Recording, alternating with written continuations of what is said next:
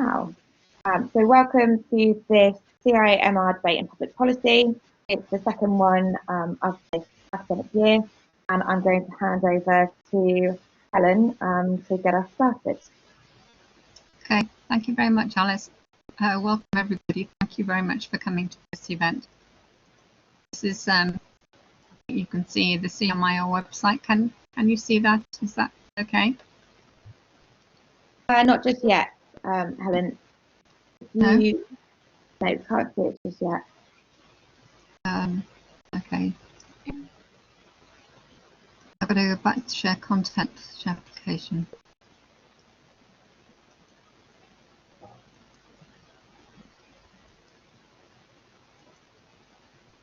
Okay. Is it there now? Yes, that's up on the screen now. Okay. Well, thank you. This is a very topical debate. Mark Pym, our disability coordinator, reminded me that this week is the 25th anniversary of the passing of the Disability Discrimination Bill. That's 1995, replaced by the Equality Act in 2010. So Beck will be doing something to mark that occasion. So today's debate has its origins in a team from the Innovation Caucus, some of whom here, Aldina, Tim and Tom and Katie. We did a report for the Innovation Caucus funded by Innovate UK. So from that, I was fortunate enough to be given a grant by the Regional Studies Association to follow up, because there was excellent work on the first report. As an economic geographer, I was interested in the geography of support for BAME and disabled entrepreneurs. So this is part of an ongoing process. I'm in touch with Innovate UK, with UKRI and the Cabinet Office Disability Unit. There is strong support across government for supporting equality, diversity and inclusion. So there are very strong policies and also strong practice. So what this research is involved with is speaking to some of the networks, and I'm very pleased to see that a couple of the networks are being represented in this debate today. But I've also been in touch with researchers working in this field, including researchers at Freemaston University, Mondaram, and Eva, who is speaking today. So welcome to this forum for debate. The format is that Eva will speak for 20-25 minutes, and their discussant, James Brook, who's with us, will comment on Eva's presentation, and then until 2 p.m. it'll be time for Q&A. So welcome again. Thank you, and over to Eva. Okay, thank you, Helen. I'll just click on my presentation to change the class. So now probably. Okay, I hope everybody can see the slides now. They're up there. Okay, brilliant. Hello, everybody. Good afternoon. My name is Eva Kašperová. I'm a research fellow at the Center for Research in Minority Entrepreneurship at the University. And my presentation today is, my talk today is about some initial analysis, some initial findings from a small pilot study that I conducted last year, looking at the impact of welfare reforms on disabled entrepreneurs. And I'd just like to start by giving you a bit of a background to it. So I have been researching inclusive entrepreneurship for just over 10 years now. And my specific interest has been looking at the experiences of disabled people and people with long-term health conditions of starting and running a business in the UK. And this small pilot study really came out of a conversation that I had with one of the participants in my doctoral research, who, as well as being an entrepreneur, is a magistrate, and who witnessed many disabled people taking legal action against the decisions to change their welfare support. And who suggested to me, why don't you look at the impact of welfare reforms and what impact is that having on disabled entrepreneurs. And before I start, I'd like to just say thank you to Manchester Metropolitan University who funded this research, and also to the study participants who kindly spent some time talking to me about their experiences.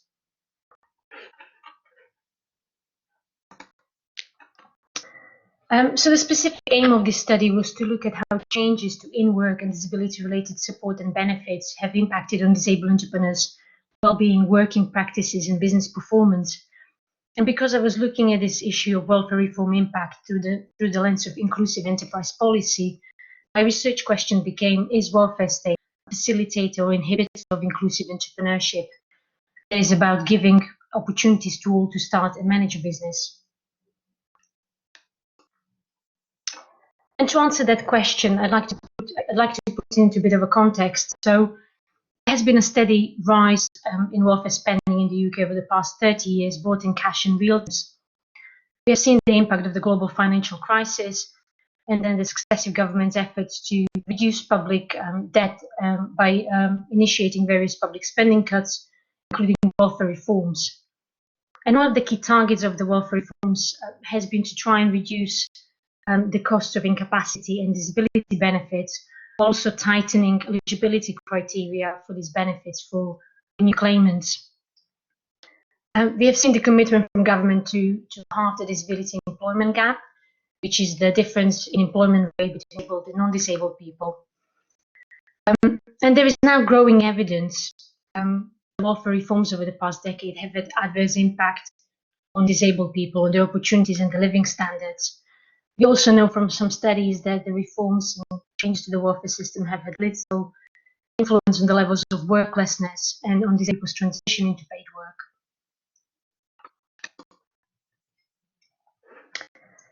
So when one looks at inclusive enterprise policy, the relationship between welfare state and entrepreneurial behavior is relatively underexplored. And from my initial review, I have identified 3 areas of research that I'd like to briefly talk about.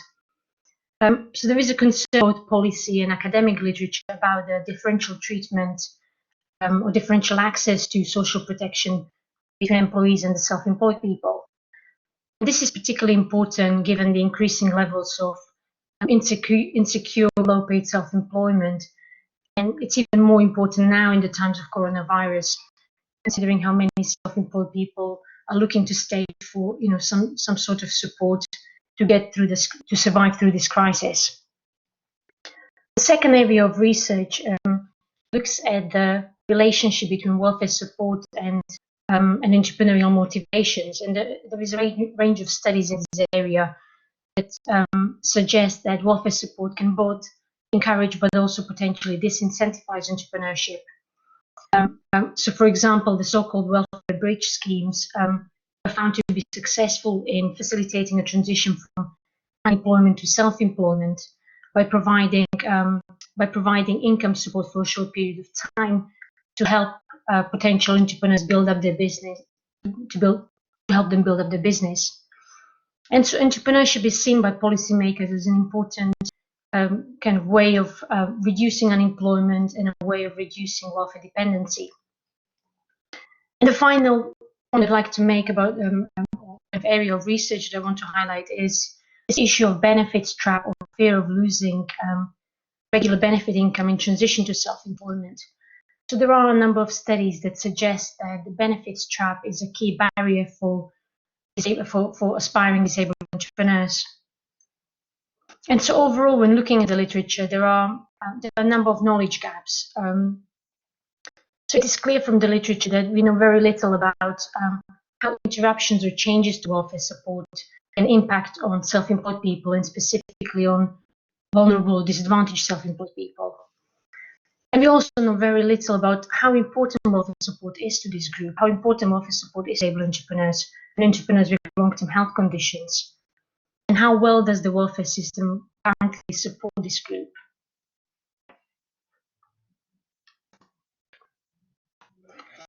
And so how can we make sense of the impact of welfare reforms on disabled entrepreneurs, and what has that got to do with enterprise policy? My starting point has been to adopt a broad view of enterprise policy as any government action that affects the development of entrepreneurship rather than directly targeting it.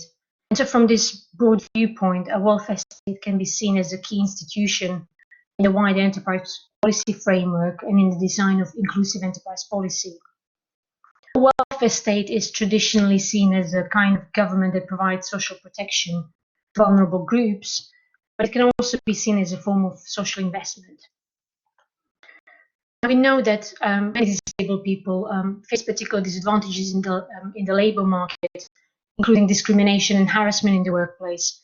And for many, entrepreneurship is a key route, if not the only route into work. We also know that disabled entrepreneurs experience additional barriers in starting and running a business compared to non-disabled entrepreneurs, such as inaccessible transport, premises, inaccessible information and support. They also face additional risks and uncertainty associated with both self-employment and disability. So, for example, if you're someone who has a long-term fluctuating health condition, your working pattern and your work hours may be quite unpredictable, they may be quite irregular, and therefore your income is also fluctuating. And so welfare support can really help alleviate some of these barriers and uncertainties that disabled entrepreneurs face. In contrast, reduced, withdrawn or temporarily interrupted support can have an adverse impact on this group.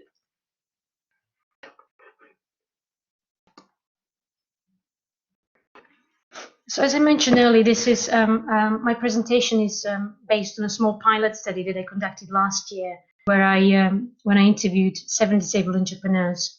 And for my initial analysis, I decided to focus on 3 case study entrepreneurs who were all established in business rather than startups, and who reported particular difficulties because of the changes to their welfare support. Now, I focused on a number of welfare reforms in my analysis, and I'll just kind of outline them briefly. So there was a number of changes over the past decade to access to work scheme, which is including introduction of cap on the annual award of access to work. Access to work, for those who are not familiar with it, is an employment support scheme that provides both practical and financial support to people who face disability-related barriers to work. The second reform I looked at was the introduction of personal independence payment, which replaces disability living allowance. A personal independence payment is a financial benefit that helps cover the extra costs of disability. And the final reform that I looked at was the introduction of universal credit, which replaces 6 other benefits, including working tax credit.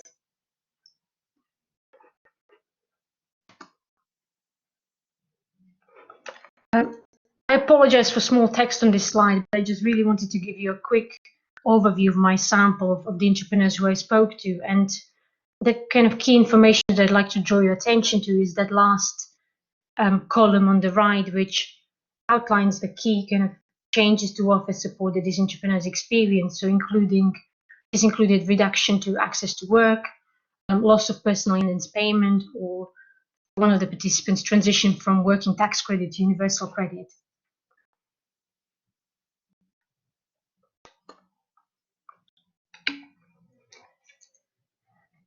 So moving on to findings, I think there are 3 key themes or findings that I'd like to talk about today, that I'd like to highlight.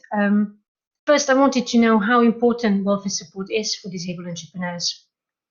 And I think in order to answer that question, it's really important to recognize that disabled entrepreneurs are a highly diverse group in terms of impairment type, severity, onset, as well as other personal characteristics.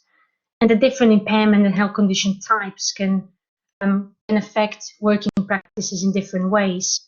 So just to give you some examples, Deborah, who has a visual impairment, can typically work full-time with the help from a support worker.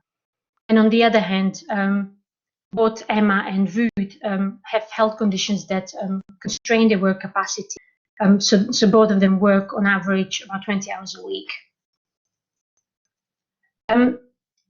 And so what I found when I talked to these entrepreneurs was that welfare support schemes such as access to work, personal independence payment, and working tax credit really help them address some of these impairment effects as well as the wider barriers that they face in order to work, by providing essential in-work support. So, for example, access to work can help pay for a support worker, or it can help pay for communication support. The personal independence payment is really important in covering the extra cost of disability, and although it is a non-means tested benefit that is rewarded regardless of whether one works or not, PIP is really important for many disabled entrepreneurs, particularly those who maybe need specially adjusted car to get about, or maybe they need support with maybe they need to pay for a taxi because public transport is inaccessible. And finally, welfare support is really important to disabled entrepreneurs in terms of topping up their income. And I'd like to kind of just draw your attention to the quotation there from Ruth, who really illustrates how insecure self-employment can be for somebody who has a long-term fluctuating health condition, and therefore how important welfare support is for many disabled entrepreneurs.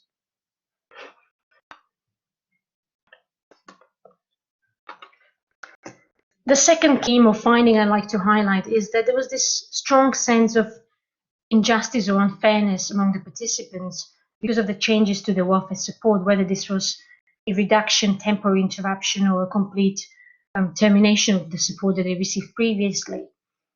And so each of the participants, each of the three participants told me that they took some kind of action to try and revert the decisions to the change.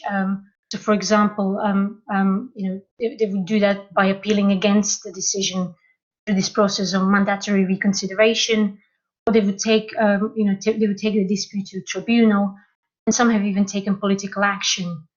So, Emma, for example, when Access to Work decided to reduce her level of support, she got in touch with her local MP, and she actually managed to revert the decision and to get the same level of support that she had previously. And again, the quotation there from Deborah illustrates her frustration with Access to Work when they decided to reduce her level of support, the hours of the support worker that she had over the past 15 years. When they decided to change it after having the same level of support for 15 years.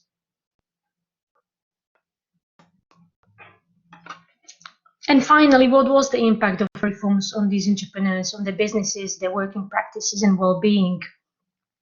I found that some of the participants had to reduce their work hours, for example, because of the lack of support. So, for example, when Emma had her Access to Work reduced, and she got into a dispute with Access to Work to try and, she tried to negotiate with them to try and revert the decision. She was basically left without any support for 3 months, which meant that she couldn't work as much as she normally does, and this necessarily impacted on her level of income as well. In the case of Deborah, because of the lack of support and kind of a long-term dispute that she was in with Access to Work, she actually eventually had to close her business. She decided to close her business, and but what was interesting is that she really tried to keep her business going for a number of years, even without having the support. And she used cash reserves from her business that she accumulated over the years to fund her support worker. However, this left her kind of, living in this uncertainty and about whether she was ever going to have Access to Work support again. And if she was unable to bid for contracts, and she also felt that she was not competitive. Her bids were being competitive because she wasn't sure whether she would potentially have to self-fund her support. Now, for both Emma and for Deborah, they both experienced a significant reduction in their level of support, either from trading, from benefits, or from both. In Emma's case, when she lost personal independence payments, she also lost various other benefits, including working tax credit, and she lost a bus pass, and her husband lost a carer's allowance. And this meant that Emma's disposable income reduced from about £600 a month to £50 a month. And what this meant for Emma in practice was that she needed to increase her income from trading. But as I mentioned earlier, because she can only work on average 20 hours a week, she really needed to employ other people to do the work, to delegate the work to them. And so this is an interesting one, because although Emma told me that she was able, to increase her income somewhat by employing this other person, she also told me how anxious she was about sustaining her business at that level, while also trying to balance work and her health condition and the effects of her health condition. And so overall, my findings suggest that welfare reforms have impacted negatively on the standards, on the living standards and well-being of these entrepreneurs.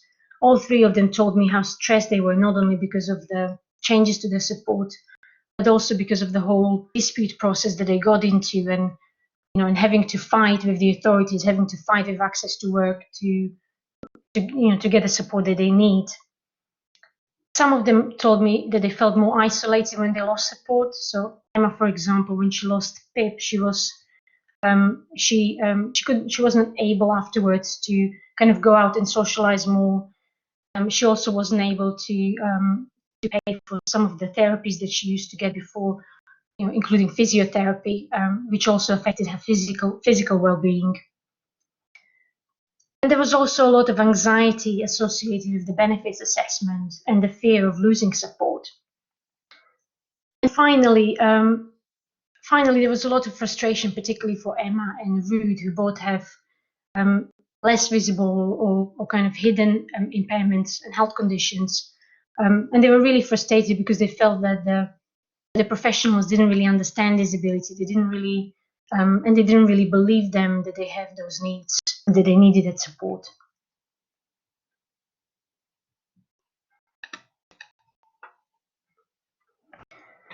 And so to conclude, I'd like to go back to the original research question: is welfare state a facilitator or inhibitor of inclusive entrepreneurship? And this small study has illustrated that welfare support is really vital for some disabled entrepreneurs, for the capacity to work and to sustain their business. It has also shown that the recent welfare reforms have had a negative impact on these entrepreneurs, on their businesses, their working practices, as well as on their well-being. And I'd like to highlight two key policy implications that I think come out of this study. First, there seems to be this contradiction at the heart of the policy currently, in that although on one hand the government claims to want to reduce the disability employment gap and to support more disabled people into work, we have also seen a reduced level of in-work and disability support. And the second policy implication is more of a question of whether we need to rethink this idea of welfare dependency or long-term dependence on welfare support, and the negative perception that we have of welfare dependency, given that so many disabled people, whether it's employees or self-employed people, depend on long-term welfare support in order to enter and to remain in work. And I'd like to end my presentation with a few suggestions for future research. Clearly, this is a very small study. I've only spoken to 7 people, and although it provides some important insights, we don't know what the scale of the welfare reform impact is on disabled entrepreneurs across the UK. And the second suggestion would be that I believe that the complexity of disability and the relationship between disability, self-employment, and welfare support is poorly understood in the literature at the moment, and therefore we need to look at how important welfare support is to disabled entrepreneurs and how well welfare support currently supports this group, and how could it support this group in a better way.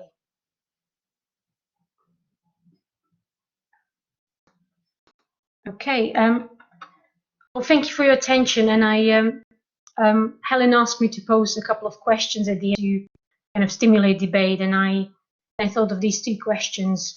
What should be the role of the welfare state in supporting entrepreneurship and self-employment? And what would a welfare state that enables inclusive entrepreneurship look like? Thank you. Thank you very much, Eva, for that excellent presentation. That's very clear and very good questions to end up with. We'll go on to James now.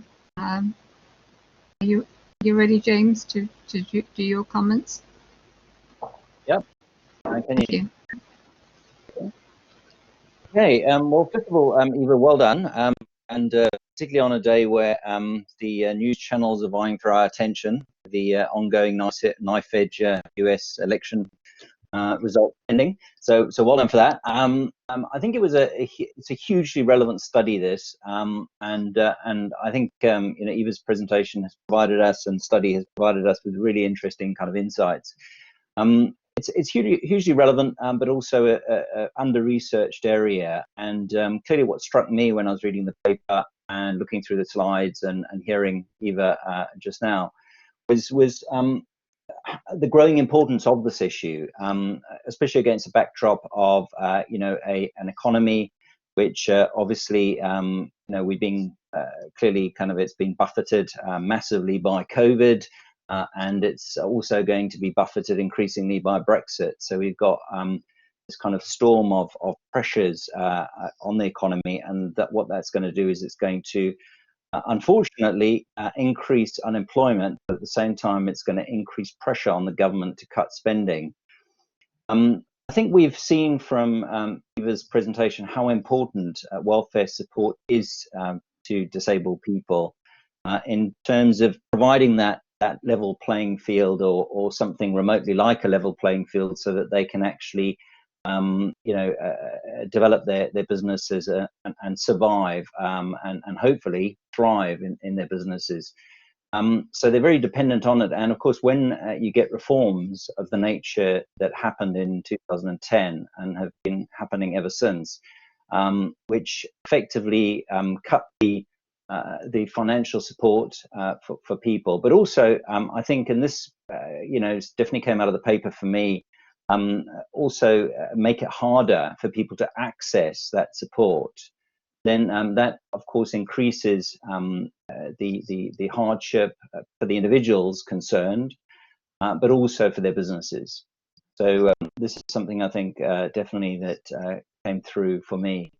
I think in particular, as I say, the kind of what I really liked about the research that Eva's presented is the very comprehensive way she's approached reviewing all the literature and also explaining all these different kind of effects and changes in policy, obviously the reforms and how that's impacted significantly these individuals. So I think that was very clear for me.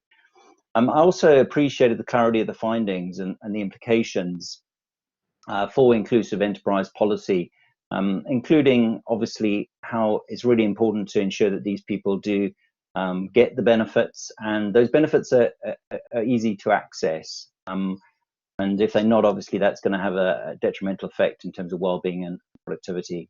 So that's also what struck me. I think the other thing that struck me is a lot of these disabilities, of course, are not that visible and are not even easy to assess. So the fact that a number of individuals, had these, I think it was 2 of the 3 that were in focus in terms of the respondents, these less visible impairments, they are particularly disadvantaged. And so I think this is something that's really helpful to know from a research perspective, and helpful also to know from a practitioner perspective, for example, people in accelerators and incubators and so on. Because these people are not only disadvantaged, but they also are not always trusted in terms of the welfare support review process, the assessment process, and actually being able to access that support.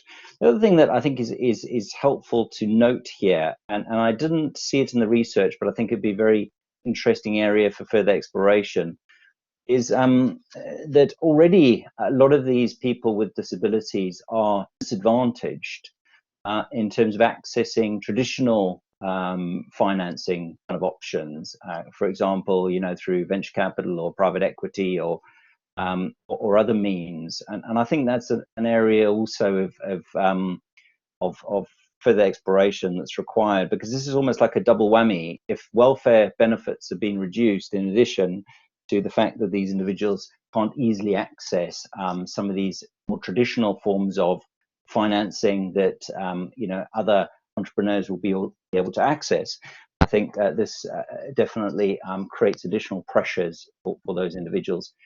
I think in terms of some ideas that I would encourage Eva and others to consider in terms of continuing the research and strengthening the research would certainly be to maybe include some more examples of inclusive entrepreneurship, particularly from more progressive welfare systems. And I'm thinking about, and I did come across a piece of literature actually from the Nordics. So I'm thinking about the Scandinavian countries in particular, which have arguably some of the best welfare systems in the world.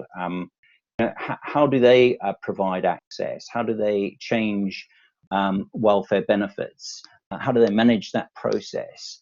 And how does that compare to the UK government performance, for example, in 2010 and the UK system of benefits? So I think that would be kind of useful to look into. I think the other thing that I would have liked to have seen is a more well-defined definition of entrepreneurship. I think there's a lot of confusion in terms of what is an entrepreneur versus what is a self-employed person, and I think the two constructs are used kind of fairly interchangeably, and I think it's useful just to distinguish in the research between kind of people who are more bona fide kind of entrepreneurs versus people who are self-employed and freelancers and so on. So I think that would be useful to look at. Clearly, the sample size was very small, and I think a more diverse sample, including different genders, ethnic groups, and sectors, I think is really important to examine moving forward. I think also what I was missing perhaps is, and maybe this is as a result of the sample size, was people who saw maybe the changes as necessary and even some benefits and opportunities in relation to those changes. And I was left wondering also to what extent individuals, because clearly individuals were very kind of aggrieved with these changes. And I was left wondering to what extent they were actually aggrieved with the changes per se versus the way that the change process was managed and implemented. And I think that's, again, worthy of exploration. Obviously, a lot of people don't like change. But when change is done well and it's explained to them and they're involved in the change, then clearly there's a more positive perception of that change. So I think that's worthy of exploring further. Then I think the last thing that I think is worthwhile just exploring is maybe what would a stronger welfare system look like, and that sort of I think what you term, Eva, the social investment. So what would that actually look like, and just to kind of explore that in the literature a little bit more, because I didn't get a good sense of that through the through the literature review. I mean, I'm sure there must be studies out there in terms of, as I say, from the Nordics and elsewhere, in terms of systems that work better than ours, certainly post the 2010 reforms, which has obviously made it a lot more difficult for disabled people. So yeah, hopefully that's been useful, but overall, really great piece of research, and thank you so much. It provided some really useful insights, and as I say, especially at a time where social justice is now coming to the fore. And we really need to address these issues to ensure a fairer, more equal society. Thank you. Over to you, Helen. Thank you very much, James. That's terrific. Eva, would you like to come back on anything before we go to Q&A? Sure. Sure. I'd like to say thank you to James for being an excellent discussant. I'm never very good at this job, so it's really great to learn from him how to do it. I think James made some excellent points about future research and some really good questions, and maybe I can, and also some good criticisms of the study. And I'd like to maybe come back to some of the points. I think the point he made about the distinction of the grievances that people had, and how much of it was down to the changes themselves and the process, or how the process of change was, or how the whole process was handled. And I think in response to that, I really think it's a bit of both. So I got a sense from talking to people that not only were they very upset about the changes to the support, which they felt were unfair, but they also felt that the process itself was unfair. They felt, for instance, that some of them told me that they felt the professionals were rude to them, that they wouldn't listen to them. So that they really felt that the process of how these changes were handled were not appropriate. I'm a lot better at answering questions and telling stories. I think I'll kind of hand over to any questions now.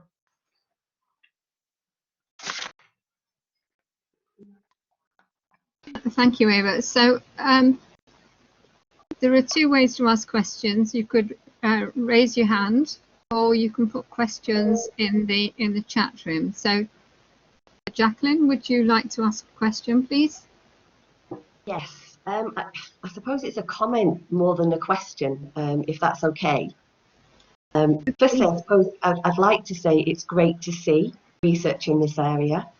Having recently done a literature review with some colleagues and identified the lack of research in this area, it's great to see that this is starting to get into the realms of academia. And I think one of the things I'd like to, well, probably two, to kind of add to the possibilities of further research. One is perhaps to start considering where this is best placed. And when we speak about supporting inclusive entrepreneurship, whether we ought to be talking more about a shift away from the concept of welfare and looking more into what is available through the business programs in other departments beyond the Department for Work and Pensions. And I think that the second thing I'd like to bring to this is, yes, absolutely further research needed. And in terms of, if I could just perhaps, in response to the question that came before, the comments before, there were, I think it was 30 people actually had formal complaints recognised with the Parliamentary Health Service Ombudsman in terms of particularly the aspects of access to work. And access to work isn't actually a benefit, it's a discretionary award as well. So I think that the research is really exciting, and it does give scope for further positive moves forward, I think, in this area. Because to date, there's been nothing that anybody could actually have looked at or quoted in respect of the very difficult circumstances a lot of the entrepreneurs have faced as they navigate not only the health conditions as an entrepreneur, but also because the only stream of support they're able to access in a financial way is the Access to Work Award, which is an incredible award. But because it sits in the welfare section and the benefit system, and it then becomes as such, they kind of like they navigate the difficulties that whole change process brought about. Thank you, Jacqueline, for these excellent points. I'd like to focus on the one about wider business support beyond welfare system. And I'd like to mention that in my previous role, before joining CREM, I was a research assistant at Small Business Research Centre at Kingston University, where we worked with the OECD on this inclusive entrepreneurship project. And so I was involved in this inclusive enterprise policy assessments in the UK for about 2 or 3 years. And what we found through those assessments is that we basically looked at different underrepresented and disadvantaged groups, including disabled people, women, migrants, youth, long-term unemployed. And specifically talking about disabled, we found very little support there, targeted support for this group. And ironically, one of the participants in my study, in this latest study that I conducted, was actually her business was to provide business support to other disabled people who wanted to start a business. And so it's really ironic that Access to Work has, in her words, actually closed her business.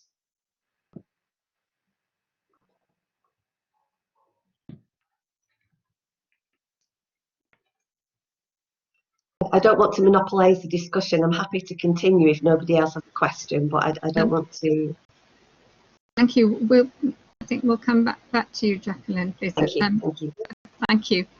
Thank you very much for those comments. Federica has asked a similar sort of question about discussion of disabled entrepreneurs benefiting from a package of interventions, including entrepreneurship training, business incubation, and business financing. However, this relates to Jacqueline's question about other parts of the government system, but also the stuff that I'm looking at is support networks. Eva, can you see Federica's question? No, I can't. Sorry, do I go into a chat? Okay, well, it was to do with what research has been done about disabled entrepreneurs benefiting from other kinds of interventions, so entrepreneurship training, business incubator, business financing, etc. I think this question is being answered. I'm happy for Eva to move on to the other questions. Okay, actually. thank you. I mean, I think it's important. Okay, well, thank you. We'll maybe come back to that point. Rebecca Healy has asked a question. Eva, can you see Rebecca's question?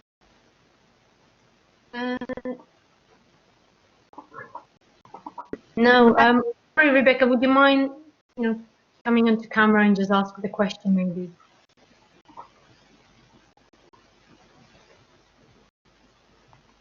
I can read it out. She says she's a career... Yeah, if you wouldn't mind, that would be great. Okay. She's a career leader navigating future work destinations for children in their post-16 and 18 stage who have disability or are carers. And she's interested to know what you believe the top skills would be that she can share with them as best she can to interact with the welfare system based on the knowledge that you've gained from your research. I don't know if it's skills. I think it's more maybe reach out to other people to try and find out about the welfare system and what support there is. I think if you read literature about disability and entrepreneurship, there is often people would often, or actually specifically talking about access to work, it's often described as one of the biggest secrets that the government has. Not many people have, and some literature also suggests that many disabled self-employed people are unaware of the support that there is for them, and don't know how to access that support. So I would say reach out to disability organizations, different networks of disabled entrepreneurs who may be able to help. So for example, the Association of Disabled Professionals, I know that they do this kind of support where they can help with accessing welfare support. Okay, thank you. Sam, you've made a comment. Would you like to say something directly to Eva and to the group?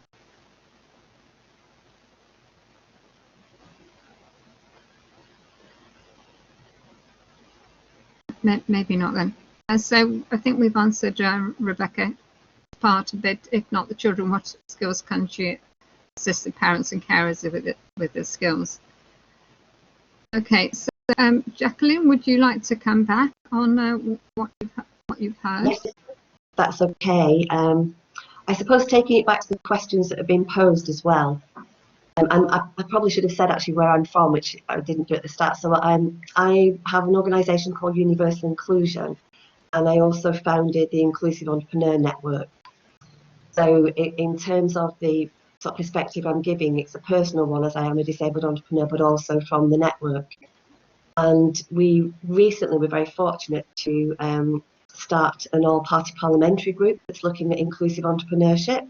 So these are really important questions that you've posed. So in response to the first one, so what should the role of the welfare state in supporting entrepreneurship stroke self-employment? I'd have to say that actually we feel very strongly that in the traditional view of welfare, which people will consider to be within Department for Work and Pensions and the benefits system, we would prefer it actually to be removed from that process. And that doesn't mean that the financial support isn't necessary, What it means is it's removed from some of the stigma that people feel when they are sat within a benefit-orientated department, but they are working and they are entrepreneurial and innovative. And what we, in the second element of it, what we would actually see and hope to be developed in terms of a visionary way forward is that this whole issue is looked at on the perspective of it being, I mean, one of our entrepreneurs termed this really well in a presentation that we did to MPs, which was really that this is about business, not benefits. And I think that's a real issue in taking the research forward and another area for exploration. Because there are, just to give you an example, at the moment within the Department for, they now call it BAYS, the level of funding that goes into business and innovation is, by comparison, access to work, which is the only route normally for a disabled entrepreneur, and that looks at just particularly practical support within work, not necessarily at any of the other essential essence of sort of sector appropriate business support, holistic treatments, etc. But it's about changing the department for BAYS so that the programs that they have, and at the last count, and pandemic excluding, because I'm sure budgets are going to change in response to the pandemic, there was something like 98 billion within the business department around innovation, and a lot of programs that the entrepreneurs weren't able to access for various reasons. Somebody spoke earlier around difficulty accessing finance, but some of it was that the nature of the programs just hadn't even thought about this as an issue, and they're very open to looking at changes in this area. But I do think, you know, research that certainly was identified through the literature review, the review that we've just launched within the all-party parliamentary group, is looking very closely at this issue in terms of where is this work placed and where could be best supported, so that there is recognition of the work that's being done, not only in respect of turnover, but also social impact as well. Now, currently, the funding streams that can be accessed through the DWP look at turnover and often leave people in that difficult position that you've already mentioned, that if they don't reach that criteria, they have their reward removed. And we believe very strongly that actually this new, terminology is interesting, isn't it? But if you say welfare to an inclusive entrepreneur, it has all sorts of connotations. So maybe in the research as well, just pull out what that actually means, because I think what you're trying to do is really good, but it's perceived to be benefits. And possibly going forward in terms of a holistic response to this, it may be, some terminology might need to be invented, amended, or whatever to actually take this forward in a positive way. I think these are all interesting points, Jacqueline, about what do we mean by welfare state and also welfare dependency, as I mentioned. There is still a lot of stigma around welfare and benefits, and I think that's where the definition of welfare state and these new latest the traditional view of welfare support or welfare state is social protection for vulnerable groups, and on the other hand, you've got this new way of looking at welfare state as social investment. I think that's where we need to maybe look at welfare state in a different way. It's not just about protecting vulnerable groups, and many disabled people will probably feel, I don't want to be described as a vulnerable person or a disadvantaged person running a business. So looking at welfare support maybe as a form of social investment rather than simply just social protection, I think is really, really important. I think the point you made about the fact that access to work sits within the DWP is also very important, in that some of the participants, some of the people I spoke to told me how they felt that DWP don't really understand business, they don't understand self-employment. And so it is an important point and consideration into whether consideration of whether access to work better stand on its own as maybe better stand being managed by a different department rather than Department for Work and Pensions.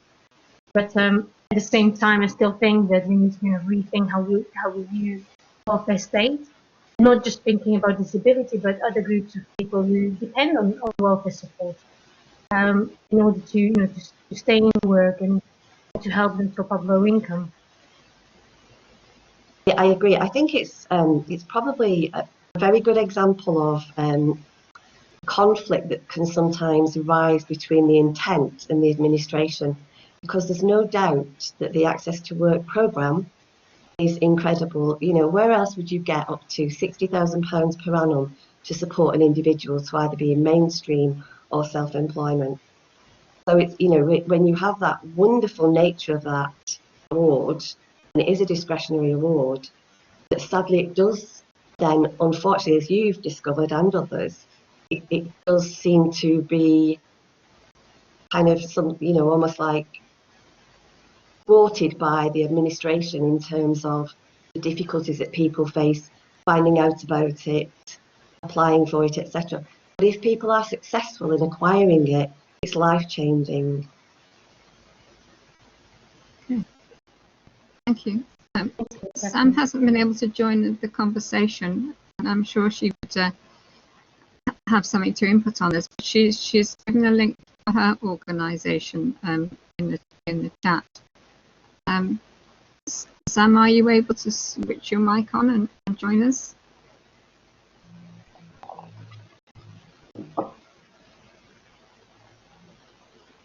There's obviously a technical problem, but thank you, Jacqueline. So there's a comment from Karina about people with chronic fatigue syndrome, and they manage to get benefits and struggle to get jobs and start a business, young and well educated. So the pandemic is going to aggravate that. So there seems to be a gap within the welfare system. If you don't fall into particular categories, then you're not going to be able to get the kinds of support that you do need. Is that something you found in your research, Eva?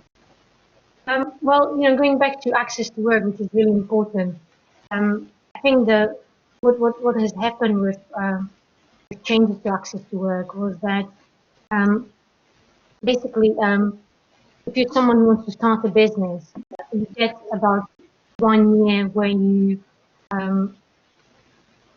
basically are given some time to build up your business, and after that 1 year, access to work.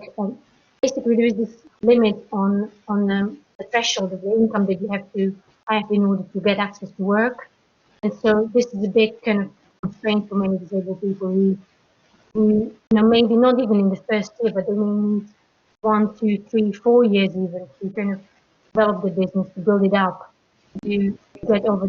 I think currently it's about £6,000 a year, and that is a real kind of barrier for people to getting access to work. Actually. Thank you. And there's a comment from Rebecca, picking up on something that you and Jacqueline have said about the DWP being kind and helpful to work coaches, but bias and lack of appreciation of being an employment seeker entrepreneur felt very old hat and clunky. So there's clearly some good things happening, but some difficulties within the system. And she says a lack of true dynamic realness of working well, which is a shame. So is there a scope for retraining within DWP, as well as moving some of the functions to a different government department? I think that's a good suggestion. Sorry. Sorry, I was saying that I think that's a good suggestion. Okay, so there are internal processes. Picking up on the point about the welfare system and how it works, there are these different departments. Is there a better way of departments of state communicating to each other? What could we do? What could the country do to make the system work better rather than it being compartmentalized the way it is? That's an interesting question. I remember when we were working on the Inclusive Entrepreneurship project, one of the things that we were looking at is how different departments and different ministries coordinate together, and we found there was very little kind of explicit strategy for trying to coordinate the efforts of different departments and to try and communicate. So I think, and I don't think this is just a problem in the EU. I think that's a problem in most countries, that you don't always have a coordination system in place for people to different departments and different people from different departments to communicate and to coordinate their efforts. Okay. Thank you. And Jacqueline and Sam sharing information about the All-Party Parliamentary Group for Entrepreneurship. So Jacqueline's put up her email address, and it looks like Sam is going to be interacting with Jacqueline along the way. So thank you. Are there any last comments? Because we're reaching the end of our hour. Well,